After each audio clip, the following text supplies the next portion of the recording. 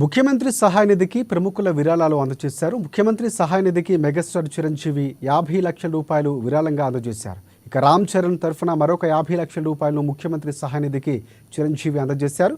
2 చెక్కులు ముఖ్యమంత్రి రేవంత్ రెడ్డికి ఇవ్వడం జరిగింది.